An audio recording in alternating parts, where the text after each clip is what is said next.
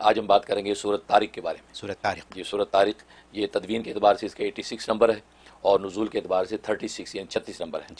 یہ مکی صورت ہے، یعنی ہجرت مدینہ سے پہلے نازل ہوئی ہے، اور عقائد ثلاثہ میں سے ایک عقیدے پر اس میں گفتگو ہے، اور وہ عقیدہ معاد یعنی مرنے کے بعد دوبارہ زندہ ہونا، اچھا، اس پر گفتگو کی گئی ہے، اور اس کی 17 آیات ہیں، 17، اور اس کو اللہ تبارک و تعالیٰ نے قسم سے شروع کیا ہے، والسماء والطارق، قسم ہے آسمان کی اور جو وہ یعنی طارق کی، یعنی چھپ کے آنے والے کی۔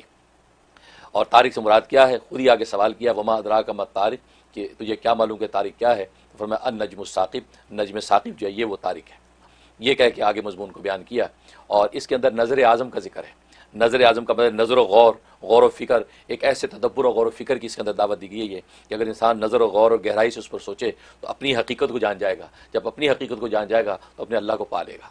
اور مرنے کے بعد دوبارہ زندہ ہونے کا تصور ماننا اس کے لیے آسان ہو جائے گا، کیونکہ سب سے زیادہ مشکل جو ہے مشرکین مکہ کو مرنے کے بعد دوبارہ زندہ ہونے کے تصور کو ماننا تھا، کیونکہ وہ اللہ تبارک و تعالیٰ کو بھی مانتے تھے، یعنی اس کو بڑا مانتے تھے، باقی چھوٹے معبودان باطل سجا رکھے تھے، تو اللہ پر بھی ایک درجے میں ان کا ایمان تھا، پہلے وہ شرک میں تھے۔ دوسرا، سرکار دو عالم صلی اللہ علیہ وسلم کو بھی صادق اور امین کہتے تھے، تو ان کی شخصیت بھی ان کے سامنے نظر آتی تھی۔ لیکن تیسرا جو عقیدہ معاد ہے کہ مرنے کے بعد زندہ ہوں گے، یہ سمجھ میں نہیں آتا تھا کہ بھی مر گئے، فنا ہو گئے، مٹی ہو گئے، ریزہ ہو گئے، تو یہ دوبارہ زندہ کیسے ہوں گے، یہ سمجھ میں نہیں آتا تھا۔ تو اس کو اللہ تبارک و تعالیٰ نے قرآن کریم میں مختلف انداز سے پیش کیا، تو اس صورت میں بھی اسی حقیقت کو بیان کیا۔ تو فرمایا کہ اس کو سمجھنے سے پہلے یہ سمجھنا ضروری ہے کہ تمہاری تخلیق جو ہے یہ کس سے ہوئی ہے، اس پر غور کرو۔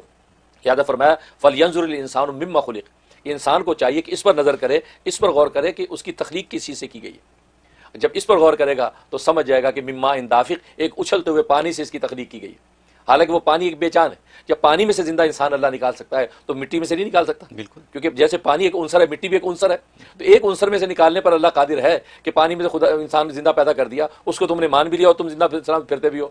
اور اپنی آنکھوں میں سامنے مشاہدہ اور تجربہ کرتے ہو کہ مرد عورت کے ملاق پر اس پانی میں سے زندہ انسان پیدا ہو جاتا ہے۔ تو وہ اسی طرح مٹی بھی ایک عنصر ہے، تو اس مٹی میں سے زندہ نہیں کھڑا کر سکتا انسان، یقیناً کر سکتا ہے۔ اور پھر پہلی مرتبہ پیدا کرنا تو زیادہ مشکل تھا، کیونکہ اس سے پہلے کسی قسم کا کوئی ایک نظریہ تصور نہیں ہے، کوئی پیٹرن نہیں ہے، نئے سے ایک پیٹرن قائم کیا اللہ نے، زندہ پیدا کیا۔ تو جب ایک دفعہ پیدا ہو چکا ہے تو یہ اعضاء رئیسہ اس کے، یہ دوسرے جتنے اعضاء ہیں وہ کم از کم مٹی کے اندر جو ہے وہ بکھر جاتے ہیں، ان کو اکٹھا کر کے سنبھل کر کے کھڑا کرنا تو آسان ہے، تو پہلی ایجاد مشکل ہوتی ہے، بعد میں پرزوں کو سنبھل کرنا تو مشکل نہیں ہوتا۔ اور تم کیسے بے عقل ہو، پہلے تصور کو مان رہے ہو کہ اللہ قادر ہیں، دوسرے تصور کا انکار کرتے ہو۔ اس لیے صورت میں بتایا کہ انہ والا رجعہ لقادر، کہ اللہ تبارک و تعالیٰ دوبارہ جو ہے زندہ کرنے پہ، دوبارہ لوٹانے پہ قادر ہے، جیسے پہلے قدرت حاصل تھی ایسے ابھی بھی قدرت حاصل ہے۔ لہٰذا اس حقیقت کو تم سمجھ جاؤ، ورنہ یہ ہوگا کہ تم نہیں مانتے اور ہم تمہاری فوری پکڑ نہیں کر رہے، ہم نے تمہیں مہلت دے رکھی ہے، تم یہ کفار کو یہ مہلت دیے رکھو، اور نتیجہ یہ ہے کہ آخر میں ہم جب پکڑیں گے ان کے سارے قید اور بکر جو ہے وہ بالکل فنا ہو جائیں گے۔ اس حقیقت کو اس صورت کے اندر اللہ نے بیان کیا۔ اور جہاں تک اس کے فضائل و فوائد کا تعلق ہے، ایک اس کا فائدہ یہ ہے کہ اگر جو کسی گھر کے اندر جنات کا اثر ہے، آسیب کا اثر ہے، یا ایک بالکل ایک انجانہ خوف محسوس ہوتا ہے اس گھر میں، آج کل کی زبان میں ہنٹنگ ہاؤس ہوتے ہیں، تو وہاں پر اس صورت کو اگر 40 مرتبہ روزانہ پڑھا جائے، 40 مرتبہ پڑھا جائے، 11 دن بھی اگر کر لیں تو کسی قسم کا جن بھوت وہاں نہیں رہے گا۔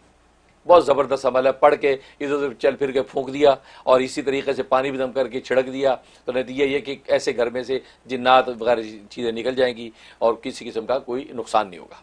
اور دوسرا یہ ہے کہ اگر جو ہے انسان بیمار ہے اور وہ دوائیں استعمال کر رہا ہے لیکن دواؤں کا نفع نہیں ہو رہا، فائدہ نہیں پہنچ رہا، ڈاکٹر بھی حیران ہے کہ یار دوا بالکل پرفیکٹ ہے، تشخیص بالکل صحیح ہے، فائدہ کیوں نہیں ہو رہا، اس صورت میں سورۃ طارق کی 11 مرتبہ اپنی دواؤں پہ روز دم کریں۔ یار ویسی چاہیے، ہر پیشنٹ کو چاہیے کہ 11 مرتبہ اپنی دواؤں پہ دم کر لیں، تو کسی قسم کی دوا یا غذا جس مقصد کے لیے آپ کھانا چاہتے ہیں وہ مقصد بالکل اچھے طریقے سے پورا ہوگا، سبحان اللہ، یعنی نافع ہو جائے گی وہ دوا اور غذا۔ واہ، تو 11 مرتبہ اس کا وہ کریں۔ اور ایک اس کا فائدہ ہے کہ بچہ جو ہے جس کے اوپر جنات یہ کا اثر ہو گیا ہے، آسیبی نظر ہو گیا ہے، جن کا اثر ہو گیا ہے، بچہ بے چینی کرتا روتا ہے یا نیند میں اٹھ کے چمک کے اٹھتا ہے، تو اس بچے کے کان میں روزانہ 3 مرتبہ دم کریں، 3 مرتبہ پڑھ کے دونوں کانوں میں زور زور سے پھونک دیں، اور یہ 11 دن کر لیں، انشاءاللہ بچے جو ہے ہر طرح کے یہ شیطانی اثر سے اور آسیبی نظر سے محفوظ رہیں گے۔ اور ایک بڑا فائدہ یہ ہے کہ کسی ایسی جگہ پہ جہاں سانپ بچھو نکلتے ہیں یا کیڑے مکوڑے ایسی موذی نکلتے ہیں اور وہ کاٹ لیتے ہیں، تو اس جگہ پہ اس کا پڑھنا بڑا مفید ہے۔ روزانہ اگر وہاں پہ اس صورت کو 11 مرتبہ تلاوت کر لیا جائے اور کر کے ادھر ادھر پھونک دیا جائے تو کسی قسم کی کوئی موذی جانور وہاں سے نہیں نکلے گا، اور جو ہوں گے وہ دفع ہو جائیں گے، اور اگر کبھی کوئی نکلا تو ڈسے گا نہیں، نقصان نہیں پہنچائے گا۔ اور یہ امریکہ میں بہت سی اسٹیٹس ایسی ہیں کہ جہاں پہ سانپ بچھو نکلتے ہیں. لوگ بتاتے ہیں ہیوسٹن کی اسٹیٹ ہے، ٹیکسس ہے، فلوریڈا کی ہے، تو وہاں نکلتے ہیں. نیو یارک میں تو غالباً ٹھنڈ کی ویسی چیزیں نہیں ہیں، لیکن ان اسٹیٹس میں ہے. اس کا اہتمام روزانہ 11 مرتبہ سورۃ طارق، یا یہ کہ وہ آڈیو پہ بھی لگا دی تو ذرا چلتی رہے کوئی 1-2 گھنٹے، تو کسی قسم کا کوئی موذی جانور گھر میں نہیں ٹھہرے گا. یہ اس کا زبردست فائدہ ہے. سبحان اللہ. اور جہاں تک کہ خواب میں تعبیر کا تعلق ہے، اس کا مطلب ہے کہ اللہ تبارک و تعالیٰ اس کو اولاد میں بیٹیاں اور بیٹے دونوں عطا کرے گا. اس کی اولادیں ہوں گی، بیٹے بھی ہوں گے، انشاءاللہ بیٹیاں بھی ہوں گی، دونوں قسم کی اولادیں اس کو نصیب ہوگی. اور اس کا فائدہ یہ ہے کہ اشارہ یہ ہے کہ اگر اسے پڑھی، اس کا مطلب ہے کہ اللہ تبارک و تعالیٰ آخرت کے عقیدے میں اس کو مستحکم کر دیں گے، اور عقیدہ آخرت کے اعتبار سے کسی قسم کے شبہ کا اور شیطانی وسوسے کا یہ شکار نہیں ہوگا.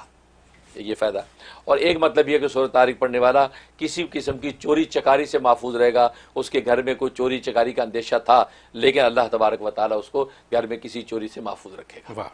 یہ اس کے خواب میں تعبیر. بہت بہت بہت خوب. آپ نے فرمایا کہ اس صورت میں نظر اعظم، اس کی اہمیت کا اندازہ لگانے کے لیے کہ نظر اعظم ہے اس کے اوپر. اور واقعی یہ بات حقیقت ہے کہ ہمارے لیے دوسری زندگی کا تصور مشکل